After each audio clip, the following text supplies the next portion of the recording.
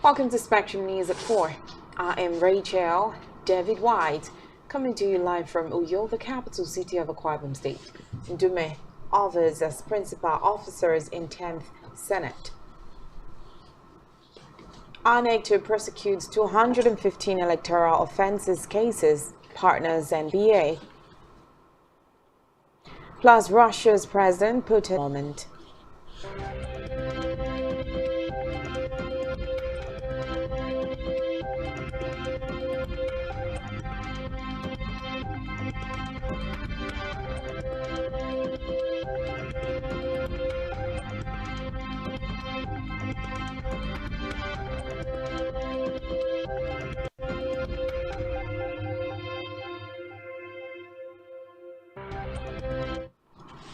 With the 10th Senate, which he says emerged by consensus.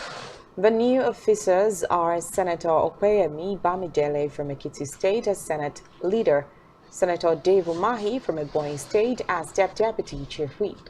Opabi also announced the names of minority principal officers to include Senator Simon Davo Plateau North, PDP Minority Leader, Oyewumi Olarere Osun West, PDP Deputy Minority Leader, Darlington Mwakocha, Abia Central, Labour. In a related development, the Speaker of the House of Representatives, Tajuddin Abbas, has named Julia PDP Rivers, also emerged as a minority leader. Abbas, during plenary in Abuja today, unveiled the door and other principal officers representing other principal officers from the majority caucus named included Abdullahi Halims, APC Kogi, as Deputy Majority Leader, Usman Kumu, APC Gombe. Also from the minority party, Ali Issa, PDP Gombe, emerged a minority whip. Ali Madaka, NNPP Kano, was named the deputy. Speaking on the formation of committee, Abbas said the constitution of the committee was ongoing, adding that it would cut across party affiliations. Away from that, the Independent National Electoral Commission, INEC, has said it will prosecute 215 cases of electoral offences committed during that all the resident electoral commissioners at the Commission's headquarters in Abuja. He added that the electoral body will work closely with the Nigerian Bar Association, NBA, which he said is willing to prosecute the cases free of charge. Analyzing the polls, Yakubu's the February 25th presidential and National Assembly elections were held as scheduled. He added that the bimodal voter accreditation system BVAS machines deployed for accreditation performed optimally. The INEC boss described the 2023 general elections as one that produced the most diverse National Assembly ever. In the meantime, the Independent National Electoral Commission, INEC, has in court, PEPC. INEC's lawyer, Abubakar Mahmood, announced the closure of the first respondent's case after the conclusion of the testimony in the CT department of INEC.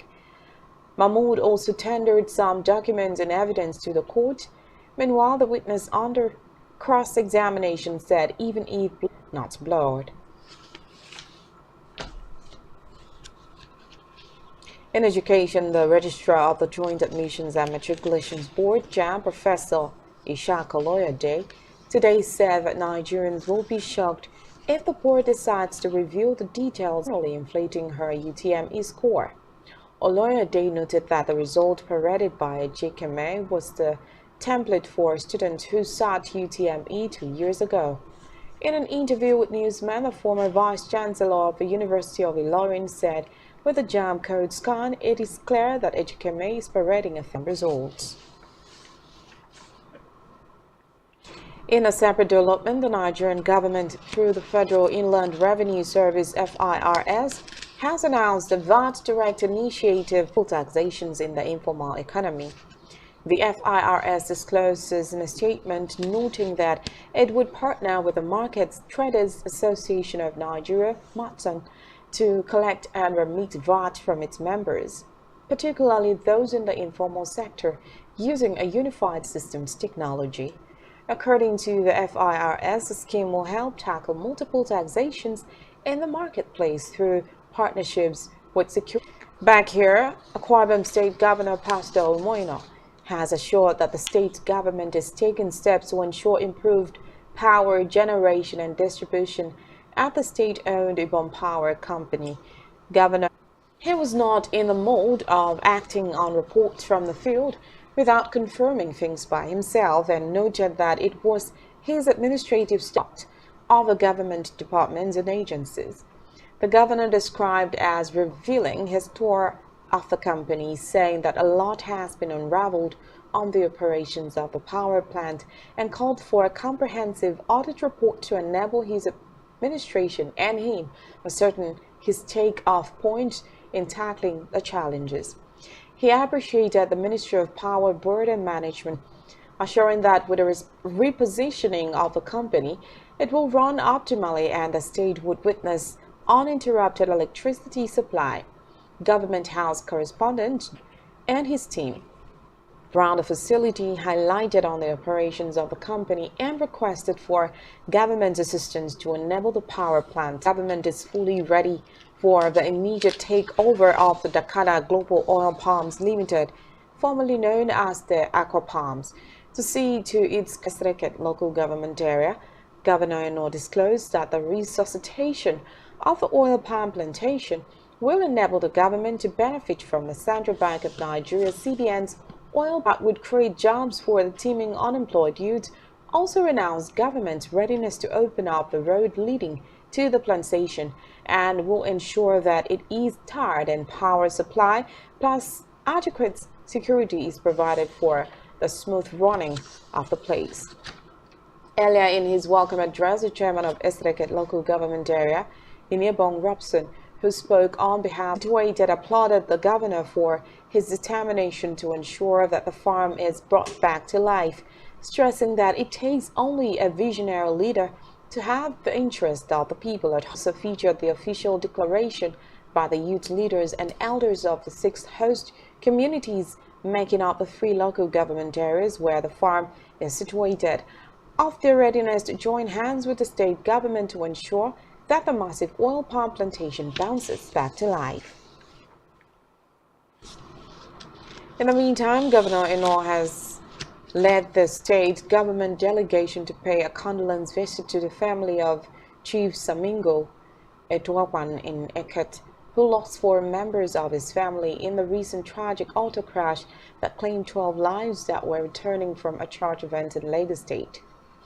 Governor Eno, who was accompanied by his deputy, Senator Ako Yaganyi, the secretary to the state government, praised them of government support in these trying times. The parade for the peaceful repose of the departed souls. In his response, Eto'owan thanked the governor for his thoughtfulness in identifying with the family during the condolence message to the church, and families of the deceased promised to visit the affected church subsequently. And now to act in the 2024 presidential election, saying it resulted from pressure from the people. A member of parliament was no surprise, noting that the pressure was such that he had no choice but to respect the constitution, which he himself cited several times. Meanwhile, former Prime Minister Aminata Toure, who is now in opposition, and said South's decision to still in Africa, South Africa's Zulu king, Misuzulu. The allegation comes amid conflicting concerns after the Zulu traditional Prime Minister, Mangosuthu Bethulezi, said over the weekend that the king was being treated in hospital following the sudden death of one of his senior advisors, also of suspected poisoning, but the king's official spokesman denied it and said the king was in perfect health. On a foreign scene, Russia President Vladimir Putin has addressed to a virtual Shanghai Cooperation Organization summit, which is his first to an international meeting since last month's mutiny in Russia. The Russian president backed trade accords within co-nations in local currencies, adding that more than 80% of trade between Chinese and still on the foreign scene, 10 members of the single family were swept away. The tragedy happened last Friday at the Jaramnaur waterfall located deep in the forest in the district of Chukai in the eastern state of Fiancé. Hyan said the victims were aged between 4 and 40 years old, and the 7 bodies were found about 24 kilometers from. Neymar fined $3.3 million for building lake at mansion. To stay with us.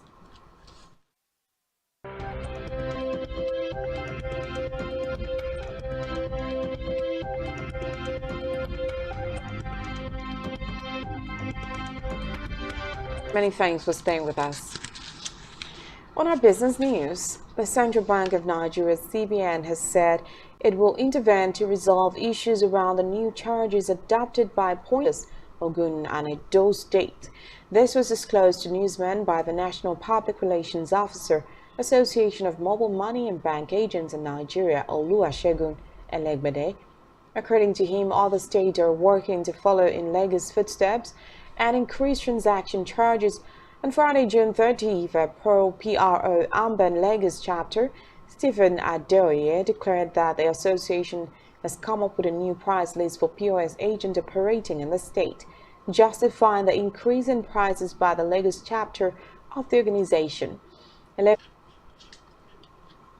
still in business, the Nigerian National Petroleum Company (NNPC) Limited has announced plan emission. It also said the company would be investing in electric vehicles to meet local demands. As the NNPCL Odoe discloses in NNPCL's latest quarterly publication, commenting on the plans of the oil firm in promoting into renewables and electric vehicles. Odoe further stated that the firm was looking at embarking on solar short supply. And now in health, the Federal Capital Territory FCT administration has announced Abdul Rahman made disclosure during a news conference.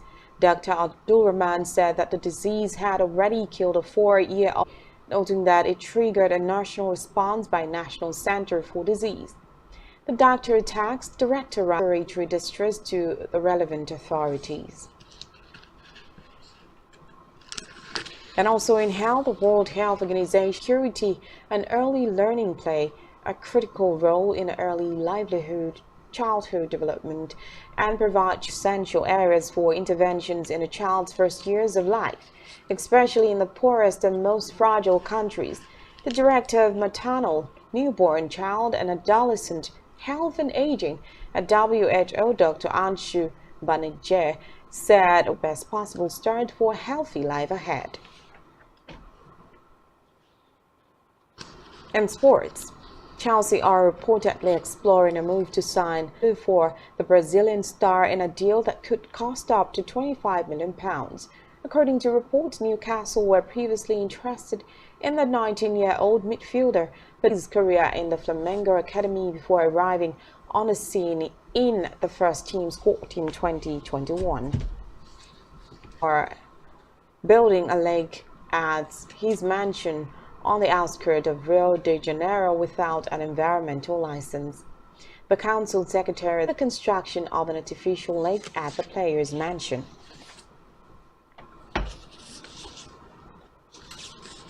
On our entertainment news, Davido's Unavailable featuring Musa Keys has continued. Davido's Unavailable leaped from 15 places to number 60 as it enters its 10th week on the chart. And still on entertainment, Grammy Award-winning Nigerian singer and songwriter Temilade Openi, popularly known as Tems, has described her life as a testimony. The singer said she started from Lagos but has now gone global. Tems made the claims while delivering thereafter performed Essence, her record-breaking collaborative song with Wizkid, who later joined her the stage of the 29th Essence Festival. The door after stealing the show at a guest on Wizkid's Essence, which arrived on his album Made in Lagos in 2020.